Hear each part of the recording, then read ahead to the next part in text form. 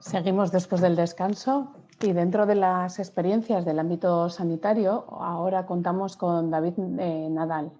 De formación es trabajador social y es adjunto a Dirección de Calidad y Experiencia del Paciente del Hospital Sant Joan de Déu de Barcelona.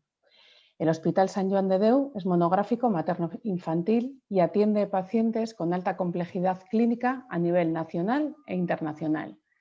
David nos hablará de cómo es importante la participación de los y las pacientes y sus familias para construir el modelo de buen trato de la organización. Nos va a describir algunas de las iniciativas que se encuentran los pacientes durante su proceso de atención. Bienvenido, David, y muchas gracias a todos y a todas por estar con nosotras hoy. Comparto pantalla, Ainhoa. Perfecto. A ver qué tal nos va ahora. Esperemos ver. ¿Lo veis bien? Nos vemos perfectamente, David. Perfecto. Pues buenos días a todos y a todas. Gracias, Ainhoa. Gracias por invitar al Hospital Sant Joan de Déu, que yo al final soy un representante más, a participar en esta jornada de buen trato. Como os decía Ainhoa, voy a organizar un poco la presentación como en dos bloques. Primero, me interesa sobre todo que conozcáis el modelo más macro, ¿no? Cómo concebemos nosotros, cómo vamos construyendo este modelo de buen trato. Y en lo que veréis que la participación de las familias y de los pacientes es muy clave y, por lo tanto, sin ellos no podemos construir el modelo. Y eso es un cambio de paradigma que tenemos que ir haciendo todas las entidades, ¿no? Y las organizaciones que vamos trabajando con personas. Y después compartiremos algunas iniciativas más singulares que el paciente y la familia se pueden ir encontrando durante todo el proceso, ¿vale? Entonces, primero de todo os presento nuestro hospital de forma muy rápida. Es un hospital monográfico materno-infantil. En España solo hay dos hospitales monográficos y eso también tiene unas características propias con sus ventajas y sus desventajas. Y es un hospital público, nosotros privado, pero hacemos mucha actividad pública, un 85% aproximadamente de actividad pública y el 15% de privada. Todas las iniciativas que vais a ver ahora, y eso es relevante que sea un hospital privado, es que muchas están financiadas por donantes, ¿vale? Porque el sistema público catalán y creo que también a nivel de las diferentes autonomías no permiten, ¿no? determinados servicios de confort y servicios de calidad de buen trato, ¿no? La financiación no lo permite y, por lo tanto, tenemos que contar con otras vías para poder financiar estas actividades. Nosotros, nuestra forma de atender, nuestro hospital es de la Orden de San Juan de Dios y tiene una misión muy clara y unos destinatarios muy claros, que son los más vulnerables, y a partir de aquí incluye a todas las familias y pacientes con una enfermedad y por sí ya son vulnerables, ¿no? Y nosotros jugamos con ventaja porque al final nuestro valor fundamental de San Juan de Dios es la hospitalidad y, por lo tanto, dentro de la hospitalidad, que tiene que ver con una forma de acoger y de atender a las personas, ya va incluido el buen trato. Por lo tanto, nuestro modelo de atención, ya este valor, ya de alguna forma nos lo va guiando, ¿no? Primero os quería enseñar el hospital desde la mirada de los protagonistas, que son los niños y las niñas aquí ingresados. Y me voy a apoyar en un concurso de dibujos que hicimos hace nada, el 8 de marzo, el Día de San Juan de Dios, en que los profesionales preguntamos a los niños cómo es el hospital desde tu mirada, cómo entiendes tú el hospital, ¿no? Y, por lo tanto, primero os voy a presentar cómo lo ven ellos. Ese es el edificio del hospital, visto desde el edificio de salud mental y también pediátrico, que es un poco más, está un poco más alejado del hospital.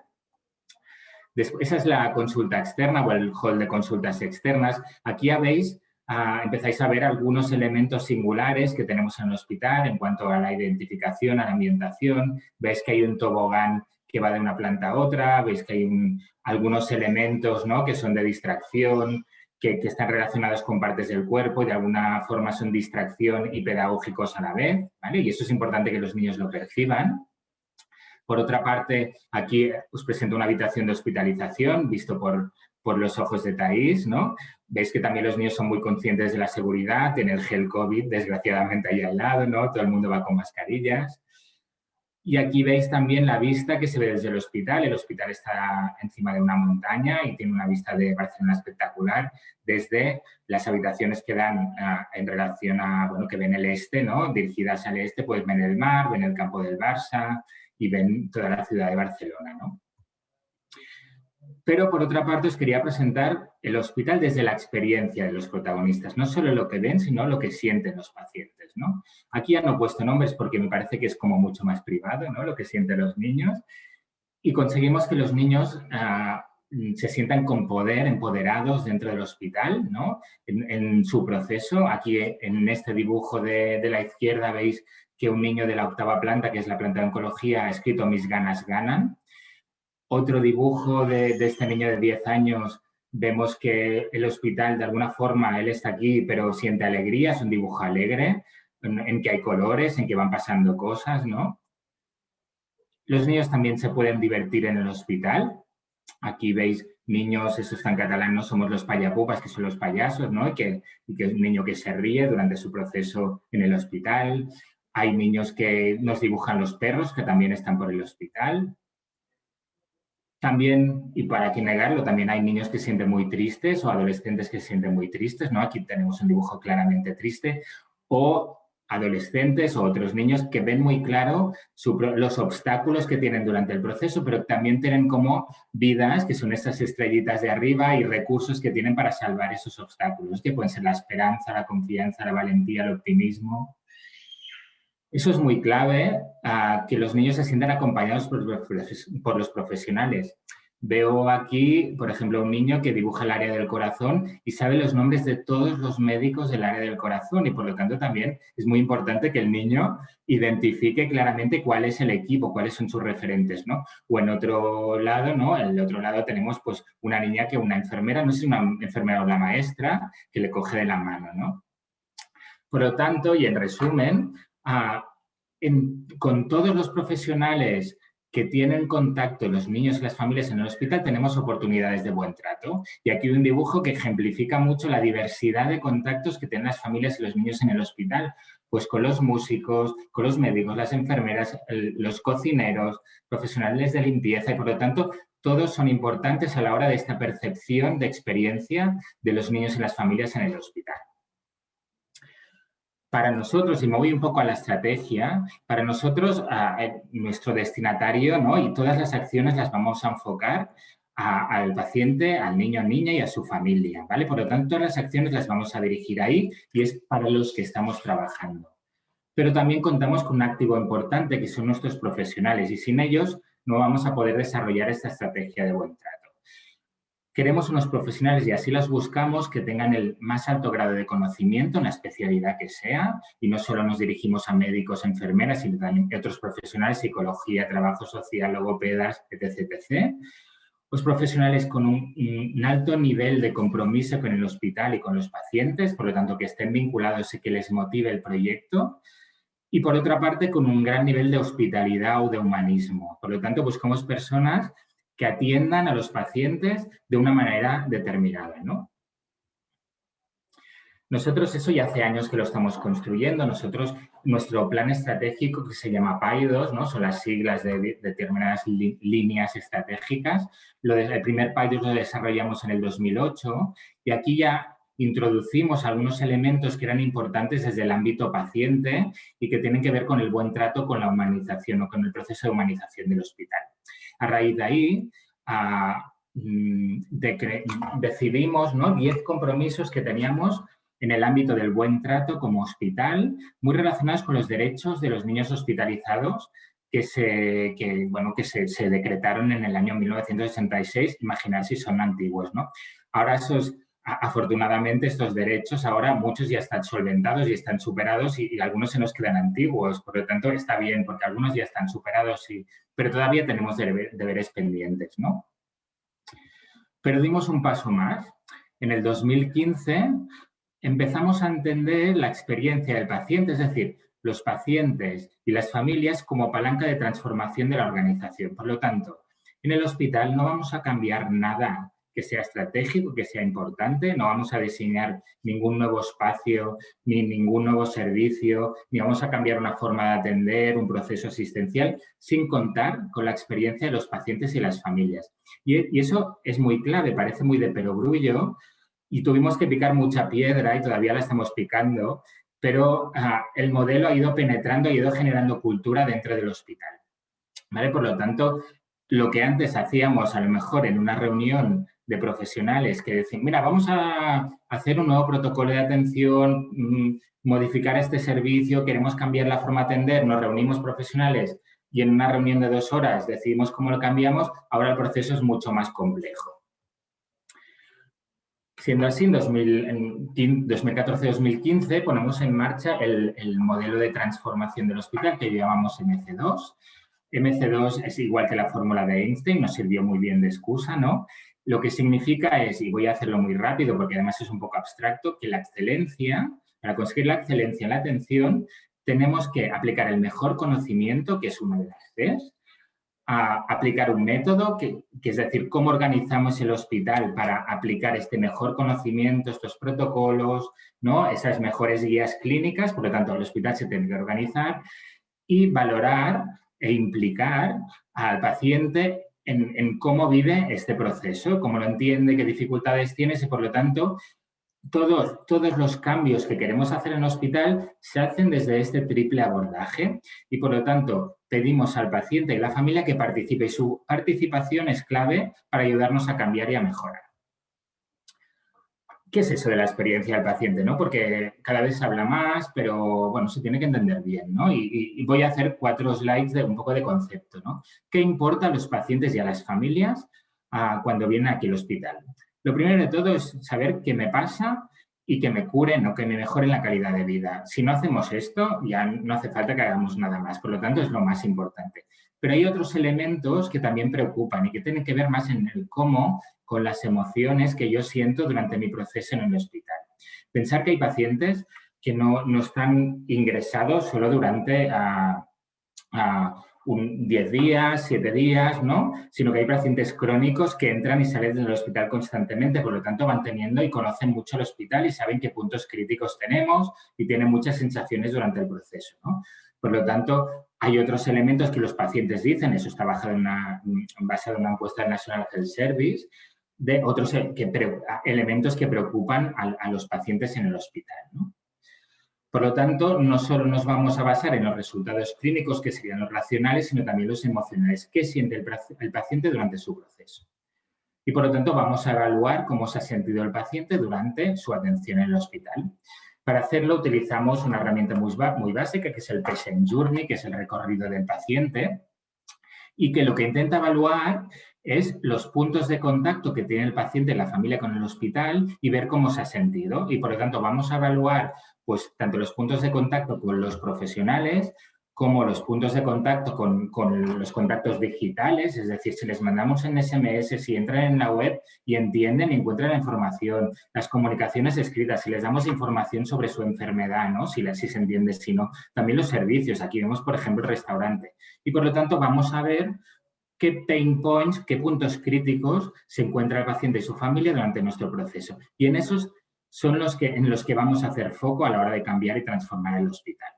Para hacerlo, lo vamos a hacer con metodología Design Thinking, mayoritariamente, en que de alguna forma los pacientes, desde la observación, ¿no? Desde su exploración, vamos a ver cómo ellos se han sentido durante el proceso, identificar puntos críticos y después los vamos a involucrar en la ideación, en la co-creación, es decir, cómo podríamos hacerlo diferente. Y eso lo haremos paralelamente también con los profesionales, tanto desde el punto de vista profesional de lo que impacta en paciente, como en la M esta de metodología de cómo organizamos los procesos en el hospital, lo vamos a hacer paralelamente también con los profesionales. Por lo tanto, vemos que la participación de los pacientes y las familias es clave y tenemos diferentes canales de participación con diferentes niveles de profundidad, ¿no? Las encuestas que les mandamos de forma proactiva cuando un paciente ha venido al hospital. Tenemos también espacios estables de participación, como pueden ser los consejos de familias, el consejo de jóvenes, que nos ayudan a detectar puntos críticos o a co-crear nuevas formas de atender en procesos muy transversales, como pueden ser la hospitalización, las extracciones de sangre, procesos que impactan a muchos pacientes del hospital, casi a todos. Y después hacemos grupos ad hoc, que es cuando estamos focalizando en alguna área concreta, ¿no? Pues puede ser, vamos a construir la nueva área de neonatos, ¿no? Pues vamos a seleccionar una muestra de familias con diferentes condicionantes de que han estado en la unidad de neonatos y a partir de aquí vamos a detectar puntos críticos de su proceso y vamos a diseñar cómo vamos a atender a partir de ahora, ¿vale? Aquí veis algunas experiencias, sea desde el Consejo de Jóvenes o desde estos grupos más focalizados en que hemos trabajado, que estamos trabajando. Ahora mismo estamos con 17 proyectos a la vez, ¿no? Y es un equipo pequeño, o sea que por lo tanto implica mucho trabajo, pero trabajamos también con los profesionales de cada área que estamos transformando. Por lo tanto, esa forma de trabajar nos ayuda a construir nuestro modelo de atención y nos damos cuenta que no solo es importante la atención clínica, sino también otros elementos que son claves para el paciente, como que tiene que ver cómo le damos la información, si tiene suficiente información, si la atendemos desde otras necesidades que también tienen los pacientes y las familias más allá de las clínicas, es decir, el impacto de la enfermedad, por ejemplo, ¿no? A nivel social, a nivel psicosocial, cómo les proporcionamos los cuidados, cómo los acompañamos en el empoderamiento del manejo de su enfermedad, ¿no? De los nuevos retos que se encuentran, el abordaje del dolor, la transición a hospital de adultos, ¿vale? Por lo tanto, eso es clave.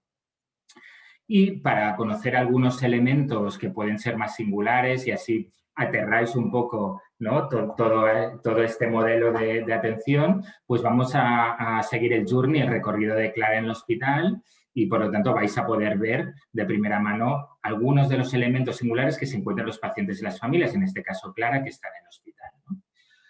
Un elemento claro de cuidado y de buen trato es los espacios. Por lo tanto, cambia mucho que te atiendan en un espacio oscuro, en un espacio triste, que te atiendan en un espacio que está pensado para los niños, para los adolescentes, para las familias, lleno de color y que te invita a interactuar con él, ¿no? Por lo tanto, veis aquí pues, el tobogán que os comentaba antes, ¿no? De una planta a otra de consultas externas. Veis el hall que parece pues un centro comercial y a veces los niños dicen, o algún comentario, ¿no? De qué guay, es como ir a un centro comercial porque siempre pasan cosas, ¿no? Entonces, reto conseguido, si el niño tiene que venir al hospital y tiene alguna motivación extra, ¿no? Para venir al hospital, ¿no? La decoración de los espacios, que todas sigue una misma línea de los diseñadores, pero que también es educativa, ¿no? Es diferente que te hagan un tag y que forme parte de una historia, ¿no? Y que por lo tanto esté decorado, no sea un entorno gris, triste, ¿no? Que esté decorado y que además los profesionales se sumen a explicarte una historia para que tengas menos miedo, ¿no? Y también el hospital pensado para las familias. Aquí es donde los profesionales de la atención psicosocial y espiritual atendemos a las familias mayoritariamente, ¿no? Espai Familias sin Espacio Familias, está en catalán, y es un espacio muy cálido que fue diseñado con familias y con los profesionales que atienden en este entorno y, por lo tanto, hay espacios diferentes en relación a tipos de conversaciones que tienes que tener, ¿no? Algunas más formales con mesa, otras más de acompañamiento con sofás. Por lo tanto, también es muy simbólico que un hospital donde lo clínico pesa mucho, le dé un espacio emblemático a esta atención más de acompañamiento. Por lo tanto, le da la importancia y dice mucho del modelo de atención que tiene el hospital, ¿no?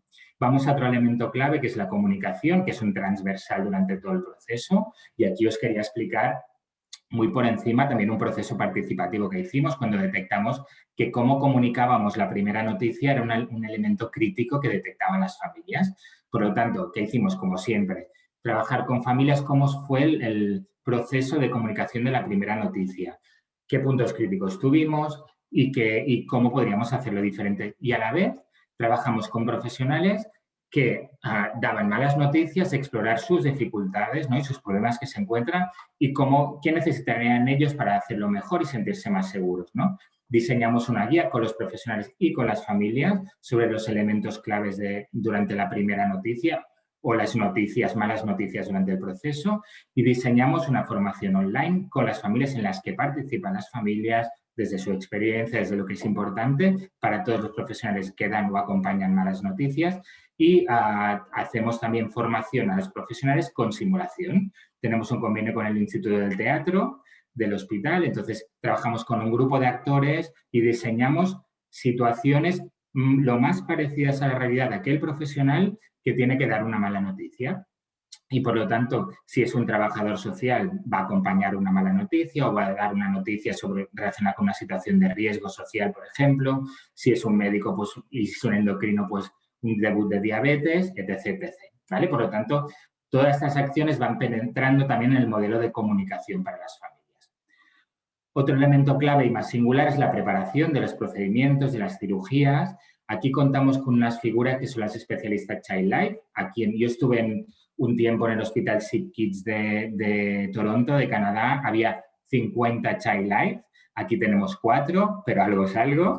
Pero son normalmente de background, son psicólogas o enfermeras formadas en un máster de Child Life que ayudan a los niños a anticipar el procedimiento mediante juego simbólico o la cirugía, es decir, qué te va a pasar, cómo me voy a despertar, qué va a ser la anestesia, qué llevaré después, por ejemplo, de que me pongan un implante coclear. Y esto reduce la ansiedad, la angustia del niño, el no saber, ¿no? La incertidumbre de no saber qué va a pasar, ¿no?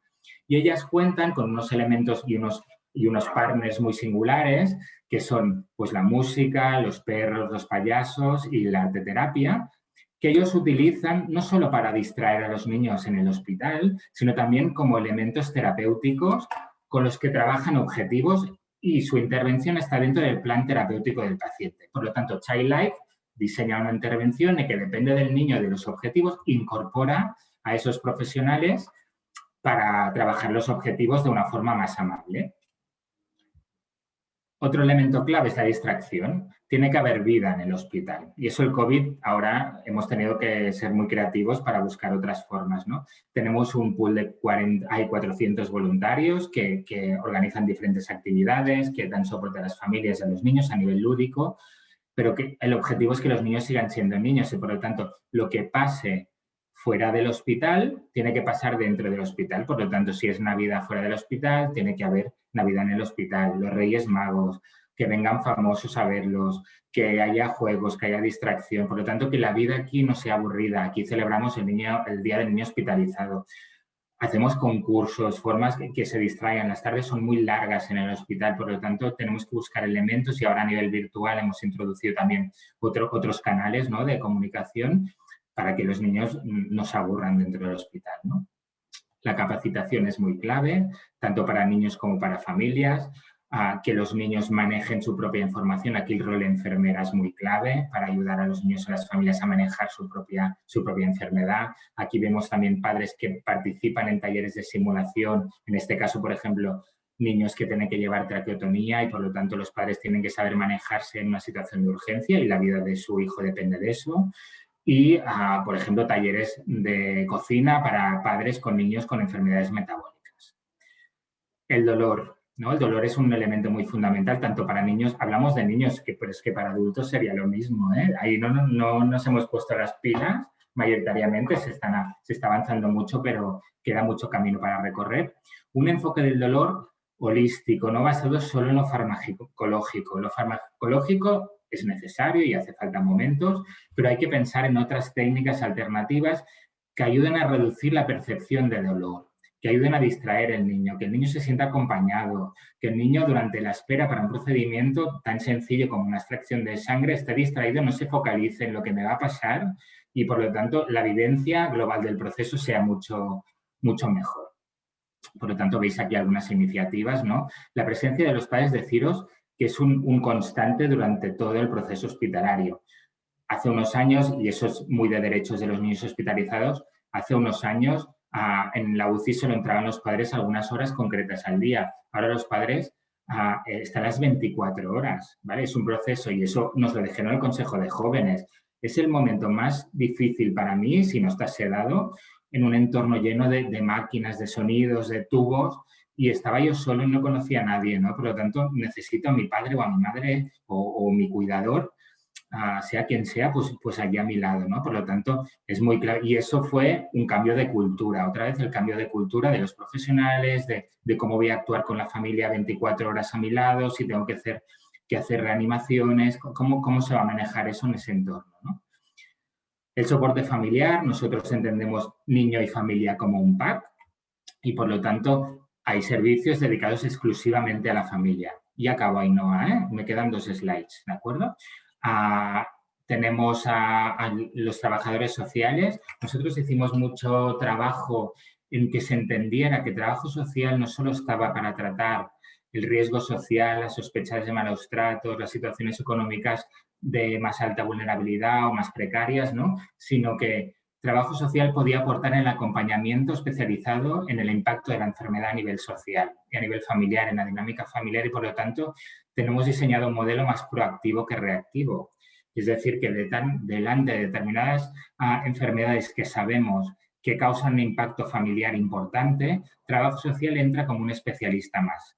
Valora, hace su diagnóstico a nivel social sanitario, y a partir de ahí diseña un plan de trabajo con la familia de más o menos intensidad en relación a los indicadores de vulnerabilidad y de riesgo detectados. ¿Vale? Pero estamos trabajando con familias que de antemano no tenían ninguna dificultad, y la dificultad que tienen más grave ahora es tener un hijo gravemente enfermo. Otra iniciativa, por ejemplo, son los grupos de hermanos con niños atendidos en la unidad de paliativos, ¿no? ¿En qué lugar quedan estos hermanos, ¿no? Y por lo tanto, ¿qué lugar les damos, qué identidad tienen dentro de la familia? ¿Cómo manejamos, cómo anticipar este duelo de la pérdida del hermano, ¿no? Por lo tanto, vamos a trabajar de forma ampliada. La mediación intercultural, la atención espiritual, grupos de gestión de emociones, ¿no? Por lo tanto, el foco familia también es muy clave. Y por último, la transición. Como os decía, Clara se va a hacer mayor y va a hacer 18 años, 19, 20, y la tendremos que derivar a un hospital de adultos. Eso nos añade complejidad porque normalmente los hospitales tienen la parte pediátrica, la de adultos, pero quedan en el mismo complejo y por lo tanto paciente y familia se conocen bien el entorno. Por lo tanto, tenemos que trabajar muy bien cómo es esta derivación y generar confianza hacia el hospital de adultos. Todos sabemos que la realidad de adultos y de niños es muy diferente, la forma de atender ni mejor ni peor, muy diferente. Por lo tanto, el entorno pediátrico se adapta mucho más posiblemente a la familia y al niño, y el entorno de adultos, el adulto es el paciente y él decide, y si no va a venir, pues que no venga, es su decisión, ¿no? Por lo tanto, aquí hay elementos que teníamos que trabajar. Y eso también lo trabajamos mediante co-creación con pacientes adolescentes ya transferidos a hospital de adultos o en proceso de transición, y por lo tanto ellos nos dijeron que era importante, más allá de lo clínico para ellos, de conocer durante esta etapa. Desde aquí diseñamos el programa ADEU, que significa adiós en catalán, y a partir de aquí, que es un programa participativo con profesionales y con pacientes, y ahora es un programa que estamos extendiendo en todo el hospital para que todas las transiciones tengan un mínimo común denominador, que se trabajen temas clínicos y no clínicos, y sobre todo estamos trabajando con los hospitales de adultos, porque es muy clave que el paciente y la familia sepan quién les va a recibir, que les generemos confianza hacia el hospital de adultos, y estamos trabajando en muchos casos, como veis en esas fotos, con visitas compartidas, y aquí también las tecnologías nos ayudan, ¿no? Que hace quizá un tiempo atrás no nos lo hubiéramos planteado, ¿no? Para que el niño, ¿no? O el adolescente, el chico, el chaval, ya conozca a su equipo de adultos, ¿no? A modo de conclusión, tenemos muchas, aquí solo se presentaba algunas oportunidades de buen trato. Todo el mundo que interacciona con paciente, con familia, es importante y genera experiencia. Yo creo que, y es un tema ya de hospital, que no podemos pensar en servicios para las personas sin que ellos participen en el proceso de diseño, porque nos podríamos estar equivocando y nos damos cuenta muchas veces que lo que consideramos los profesionales que es importante, a lo mejor para el paciente y la familia no lo es tanto, y viceversa, y por lo tanto descubrimos cosas interesantes, ¿no? La estrategia de las organizaciones debe incorporar este modelo para ayudar a cambiar la cultura. Si desde arriba no hay apoyo, no vamos a hacer nada. Desde abajo es difícil de cambiar también esta forma de trabajar, ¿no? Y por lo tanto, incorporar las necesidades de los pacientes y las familias más allá de las clínicas es una forma de preservar sus derechos de forma holística. Por lo tanto, es una forma de cubrir las necesidades de forma más global de los pacientes y de las familias. Y yo ya he acabado, os agradezco mucho vuestro tiempo y la paciencia y estoy a vuestra disposición. ¿Dejo de compartir? Deja de compartir, sí, por favor. Bueno, hay en el chat alguna pregunta y sobre todo hay una reflexión en torno al trabajo social dentro del hospital, que lo valoran como maravilloso. Una pregunta es cómo se podría introducir estos procesos y estas zonas de confort en la red pública de atención a menores, ¿no? En la red pública, de atención a menores. ¿Por dónde empezarías? ¿Cuál es el primer punto de partida? Que tú, después de la experiencia de haber puesto en marcha todo el proceso de participación y de cambio, ¿por dónde crees que podríamos empezar en la red pública? ¿A nivel de metodología o a nivel de servicios ya? O sea, pensando en los cambios. Yo pensaría más en la metodología. Sí, ¿no? Yo creo que va por aquí porque al final tampoco, yo no trabajo en el entorno, capto cosas, evidentemente, pero no. Y porque supongo que En cada área... metodología yo os diría empezar por algo, empezar por trabajar con profesionales motivados, no os pongáis retos muy difíciles en un inicio, por lo tanto, empezar con cosas pequeñas y profesionales que tengan ganas de cambiar cosas y pensar en todos los perfiles profesionales importantes, no solo los asistenciales, sino no asistenciales y que tienen relevancia y de alguna forma algún papel y algún rol. Nosotros introducimos a veces las señoras de la limpieza y porque interaccionan con paciente, porque tienen un rol clave, ¿no? Administrativa, o sea, roles que dices, no parece que todo tenga que ser la asistencia, no, todo tiene valor, ¿no? Por lo tanto, con profesionales y no os olvidéis de los chavales, sin prometer grandes cambios, desde escuchar, quiero escuchar qué quieres en relación a algún proceso concreto, cosas muy concretas, no dejándolo en abierto, sino ya planteando, pensando muy bien qué dinámica queréis hacer antes, ¿no? Por lo tanto, porque a veces los jóvenes, sobre todo, y lo vemos en el consejo, si lo dejas muy abiertas, al final no acabas consiguiendo nada y te tienes muchas ideas y cuesta mucho después cerrar el tema, ¿no? Por lo tanto, poder empezar con cosas muy pequeñas y con posibilidades de éxito y a partir de aquí después trabajarlo. Durante un tiempo iréis así y plantear también a la administración de nuevos servicios, financiación, ¿no? Y tiene mucho poder el hecho de que el proceso está muy bien trabajado y que al final das visibilidad a las necesidades de las personas y sabes que vas a dar en la diana de las necesidades, tanto de los profesionales como de los chicos y chicas atendidos en la red de protección de menores. Es que recasco, David. Andamos de tiempo apretado. Ya, es que me pasa un poco, lo siento. No te preocupes. Si hubiera alguna pregunta en el chat o a lo largo de estos días que nos llegue vía mail, nosotras también pondremos en relación a las personas que tengan alguna inquietud con las profesionales y los profesionales que hoy estáis con nosotros. ¿Vale? Así que nada, agradecerte la participación en la jornada. Es que ricasco, muchas gracias. Es que ricasco, David. Nada, pues dejamos a David y vamos con la segunda experiencia del entorno sanitario. Ahora tenemos con nosotros a Carmen Escudero García. Es directora y fundadora de la Asociación para el Tratamiento del Abuso y del Maltrato en la Infancia Garaicha. Ella nos hablará de los grupos de ayuda, el acompañamiento, la orientación y la formación en el abordaje del maltrato y el abuso infantil.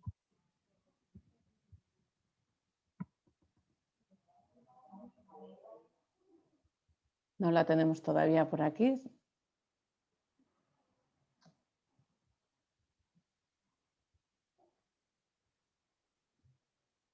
Egunon, Carmen.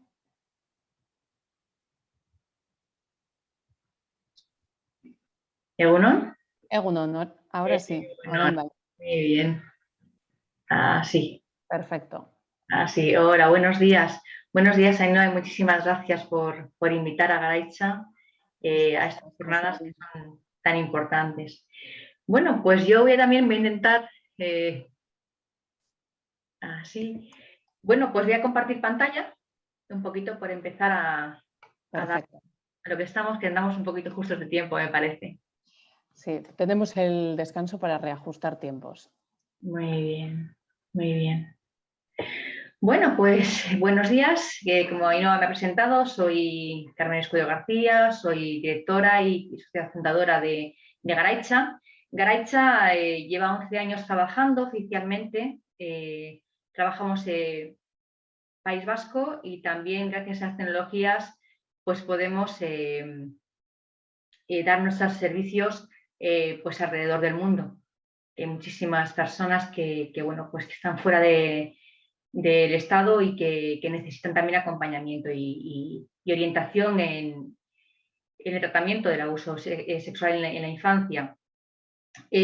Como comentaba hace un instante, nacimos oficialmente hace 11 años, pero surge desde una necesidad propia de generar un espacio inexistente que había en el País Vasco, para poder llevar a cabo ocupar ese espacio inexistente a nivel institucional y público.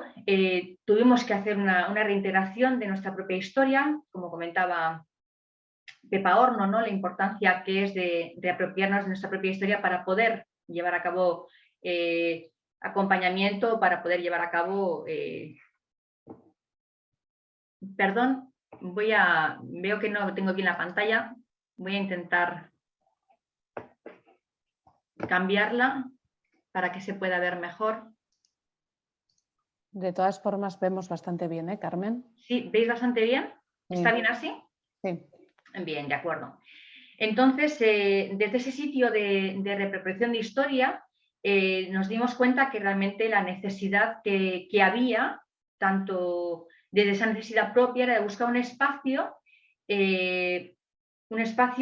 común para poder dar voz a las consecuencias del abuso sexual en la infancia y del maltrato. Entonces surgió la idea de generar grupos de ayuda mutua. En ese espacio de grupos de ayuda mutua, lo que buscábamos era básicamente que las personas no viviesen en soledad todo la carga que llevaban acumulando durante toda la vida, ¿no? Porque si de algo está el abuso sexual infantil y el maltrato, un componente importante es el secretismo. El secretismo conlleva al aislamiento social. Entonces, desde ese grupo de ayuda mutua lo que se buscaba era ese espacio de generar, de reunir, ¿no? De dar voz y de ver de sacar del aislamiento social y poder ver que hay muchas más personas que habían vivido las mismas experiencias y que tenían experiencias de vida parecidas y que además las secuelas que arrastraban eran muy parecidas. En el grupo Ayuda Mutua lo que trabajamos mucho es desde la negación de la experiencia, porque al principio hay una parte de negar la experiencia vivida debido al dolor que genera, ¿no? Una validación es también, desde ese sitio de la negación de la experiencia, nos vamos a la validación de la propia experiencia y desde ahí podemos empezar a generar una parte de buen trato, ¿no? Y esa es la consecuencia podemos trabajar desde ese sitio de validación de la experiencia, podemos trabajar con las consecuencias de esa influencia vivida, ¿no? De las secuelas derivadas de esa experiencia traumatológica en las diferentes áreas de la vida familiar, social y laboral. Desde este espacio de grupo de ayuda mutua lo que promovemos mucho es el buen trato desde la no necesidad de contar la experiencia vivida para evitar la revictimización.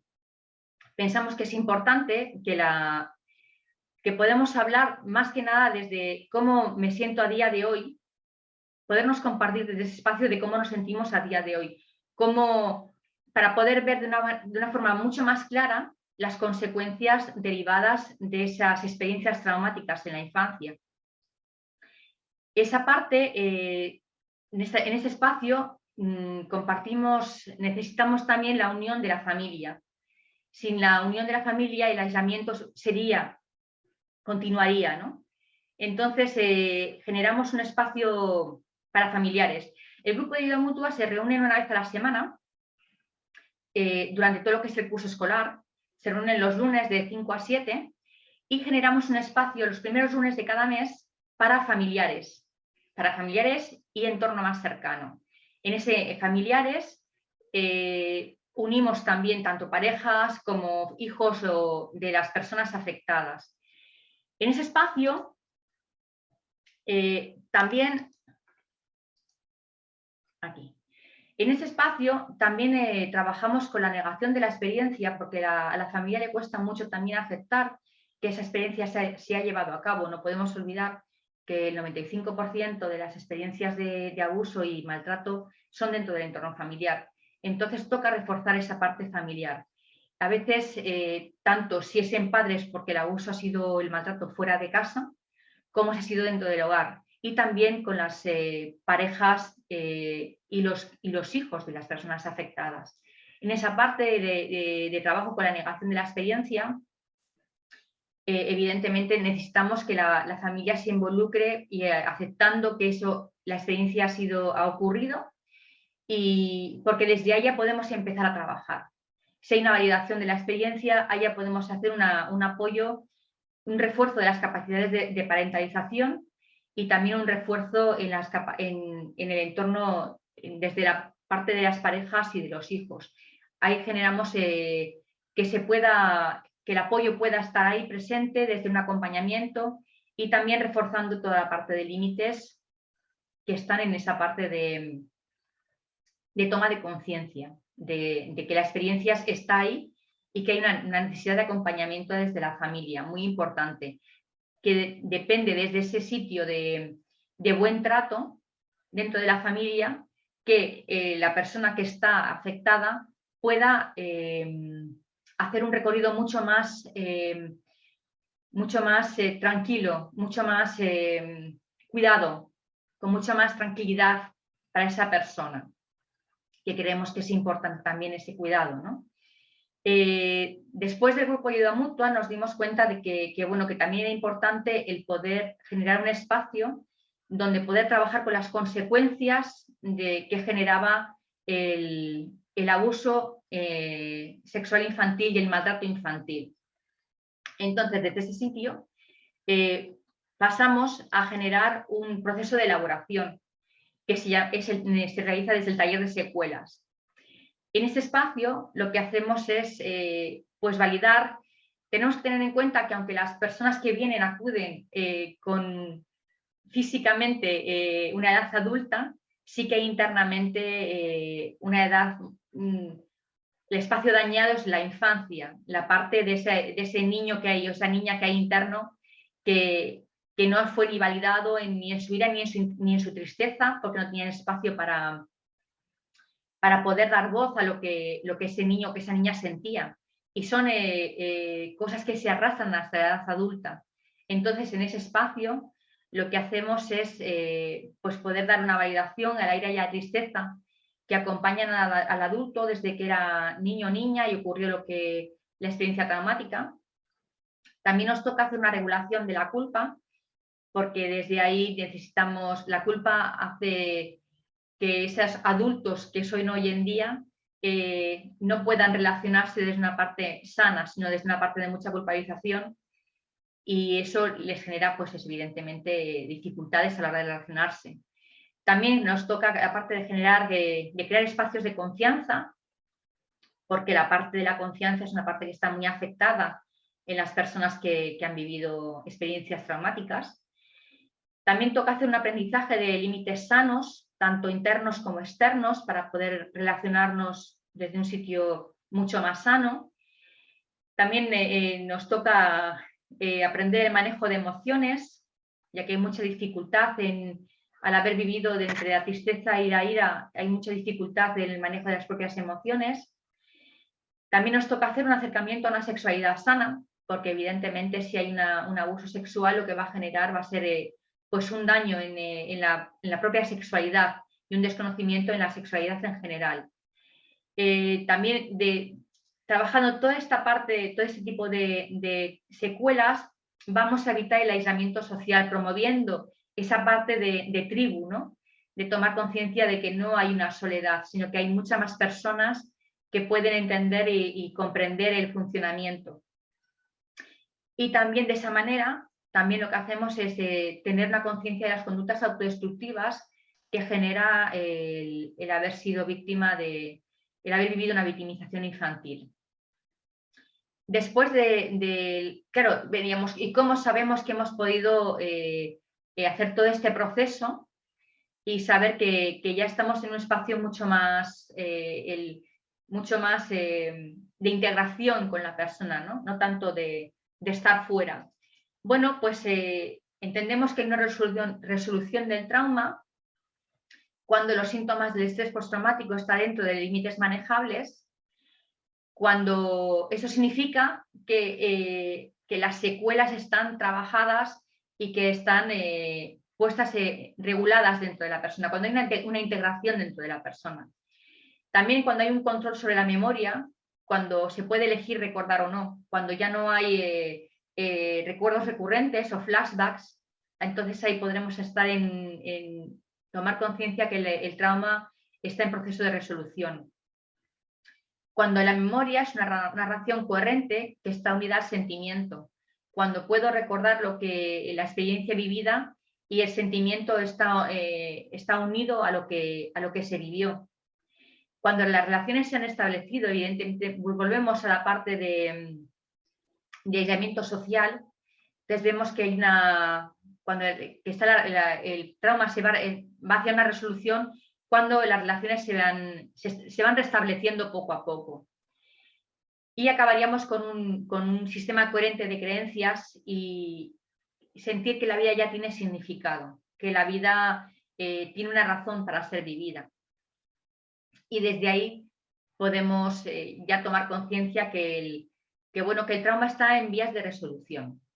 Esto, bueno, pues se hace con tiempo y bueno, voy un poco deprisa porque como teníamos poquito tiempo, podía extenderme muchísimo más, pero bueno, el tiempo también está ahí y cuesta un poco el meter todo esto dentro de una cápsula pequeña.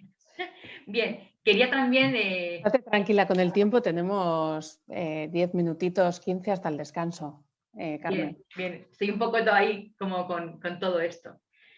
Bueno, también dentro de este punto de buenos tratos, esto es lo que estaríamos trabajando con las personas, los adultos que han sido víctimas de abuso sexual en la infancia. La parte de las familias, que también trabajamos el grupo de ayuda mutua con familias, sería lo mismo para personas que tienen con niños. Sería trabajo exactamente igual. De hecho, juntamos todo el mismo espacio. Familiares con personas adultas y niños. Creemos que sería importante. Dentro de la asociación llevamos a cabo diferentes programas. Tenemos el de tratamiento, en el cual tenemos la orientación y asesoramiento, sesiones de terapia individual, grupos semanales de ayuda mutua y desarrollo personal, el taller de secuelas, y es lo que es en la parte de trabajando con las personas traumatizadas.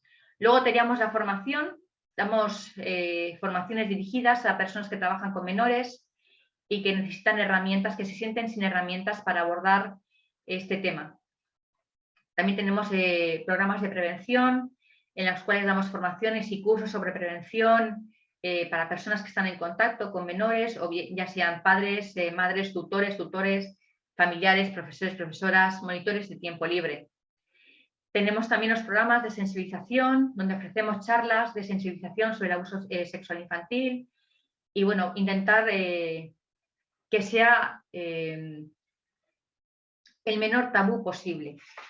Porque realmente aquí lo que estamos trabajando es con un tabú muy grande, tan grande que a nivel institucional el lugar que nosotros ocupamos es un lugar de vacío a día de hoy incluso, porque a nivel institucional tampoco no tenemos ningún espacio en común con las instituciones, entonces sigue siendo a nivel social, seguimos trabajando con algo que sigue siendo un tabú y que la verdad es que la lucha sigue estando ahí, de buscar un espacio de visibilización. Por esa misma razón te damos las gracias por la invitación, porque es un espacio en el cual podemos dar una visibilización a algo que no se visibiliza y que obliga una vez más al aislamiento social, que es lo que genera que las personas adultas rocen la exclusión social de alguna manera.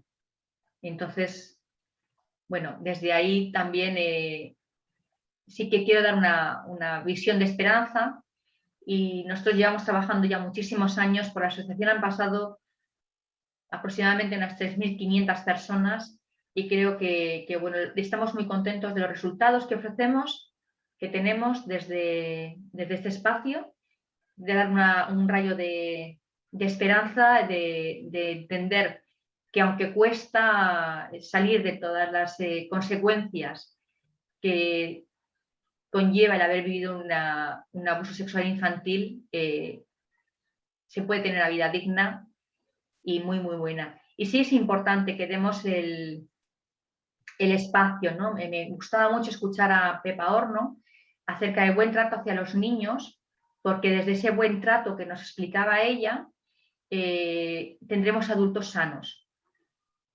porque es la parte que nos olvidamos siempre, ¿no? No vemos a los niños que están viviendo ahora ese tipo de experiencias por todo lo que supone como tabú a nivel social, pero tampoco vemos a los adultos que han vivido esas experiencias y que viven rayando en una exclusión social. Es que ricasco, Carmen. Tenemos unos minutos para las preguntas y en el chat aparece una que tiene que ver con el taller de secuelas, que le parece muy interesante y pregunta si es un formato participativo grupal o en un entorno individual terapéutico. No, es participativo o grupal. Es importantísimo que sea grupal, porque individual no tendría la misma fuerza que puede tener el grupo. Nos nutrimos, somos tribu, nos tenemos que nutrir los unos a los otros. Individualmente volveríamos a lo mismo, al aislamiento social, que es la parte que nosotros evitamos a toda costa. Según tu criterio, Carmen, ¿qué 2 o 3 cosas te parecerían fundamentales para que los padres y madres cuyos hijos han sufrido abusos fuera del ámbito familiar, qué te parece lo interesante para elaborar esto y acompañar de la mejor forma posible a sus hijos sin mostrar rechazo, negación o culpabilización? Pues es estar ahí. Es que Pepa Horno lo decía tan bonito esta mañana que es reiterarme lo mismo. O sea, hay que estar ahí, como ha dicho, estar flotando a su alrededor constantemente y desde ese sitio dar una validación, un acompañamiento sin asustarnos, porque somos los primeros que no tenemos que asustarnos, porque simplemente con estar ahí en el acompañamiento, en el ver al niño, en que él sepa que estamos ahí, vamos a evitar una cantidad de secuelas en la edad adulta brutales. Pero es que brutales, no tenemos ni idea de la importancia que es de estar ahí. Simplemente saber que tienen un espacio de confianza en el cual si quieren hablar, nosotros vamos a estar. Si no quieren hablar, nosotros vamos a estar. Y no hay nada más. También nos preguntan sobre qué formación tenéis en este momento para una familia de acogida. Si hay algo especial o entra dentro del catálogo de formación que disponéis. La formación se hace con grupos, entonces a una familia solamente sería complicado. Sí que sería bueno, si es una familia de acogida, que solamente es una familia, como trabajamos con familias, lo que es la familia completa, sí que se podría dar un espacio para orientarles y acompañarles en la situación que están viviendo ahora mismo. Eso sí que se puede hacer, pero no como formación, porque ahí buscaríamos ya lo que es un grupo completo. Yo creo más que sería a la familia completa dar una orientación y un acompañamiento. Más individualizado a la situación concreta de esa familia, ¿no? Sí, sí. Vale. Algunas luces o indicaciones que las familias y los profesionales que estamos en contacto con niños, niñas, que nos pueda hacer, que nos despierte cierta alarma o cierta precaución en voy a hacer un seguimiento un poco más cercano a este niño o a esta niña. ¿Cuáles son como las luces que tendríamos que atender? Pues fíjate, la única luz que yo atendería y que creo que es muy importante es cualquier cambio de comportamiento en el niño. Pero no solamente por un abuso sexual. En general. Hay muchas cosas. Entonces, hay que estar atentos. Entonces, mi hijo, mi hija, hace un cambio de comportamiento, yo voy a estar ahí. Y volvemos otra vez, ¿no? al estar flotando alrededor y ver qué está ocurriendo, ¿no? Y desde ese sitio es estar, yo estoy aquí, cuando quieras voy a estar, cuando quieras voy a estar y vamos a buscar una solución. Entonces, cualquier cambio de comportamiento que tenga un niño o una niña, tenemos que poner atención porque algo está ocurriendo. Luego nos encontraremos con lo que está ocurriendo y ahí pondremos las medidas que tengamos que poner. Pero lo primero es, el niño o la niña tiene un cambio de comportamiento, vamos a ver qué ocurre. Para terminar, Carmen, ¿cuál sería el proceso de derivación o de levantar el teléfono y llamaros directamente? Cuéntanos un poco cómo hacéis ese periodo de acogida. La primera parte es coger el teléfono y llamar directamente. Hay personas que no pueden llamar. Entonces, correo electrónico. Desde ese sitio. Es llamar, entrar en contacto y bueno, pues sencillamente decir, necesito una sesión de acogimiento. Es muy importante desde ese punto de buen trato. Nosotros no necesitamos saber qué te ha ocurrido desde el primer momento. O sea, yo necesito saber cómo estás, cómo te sientes, qué está ocurriendo en tu vida que te está generando tantísimo malestar que necesitas mirar esa parte de tu vida. Y desde ese momento empezamos a caminar. Pero en los grupos de ayuda mutua lo primero que decimos, aparte de que lo primero que decimos es, no tengas miedo, no tienes por qué hablar. Puedes estar las sesiones que quieras escuchando hasta que tú te encuentres con la confianza suficiente como para querer contar lo que tú quieras contar. Nadie te va a obligar a decir nada que tú no quieras decir. Que necesitas contar tu experiencia de vida, estamos ahí. Que no necesitas contar tu experiencia de vida, estamos ahí. Entonces, desde ese sitio es cuando tú lo sientas, es mucho desde la propia autorregulación, ¿no? Desde mirar a la persona en su propia necesidad y desde ahí podemos acompañar. Para nosotros desde ahí es la mejor manera, es desde un cuidado. No va a haber un forzarte a que cuentes ni que nada que tú no sientas necesario. Muy bien, es que ricasco, Carmen. De nada. Gracias por estar con nosotras y nos seguimos viendo a lo largo de la jornada y dentro de poquito. Muchísimas gracias, aquí estaremos. Un abrazo.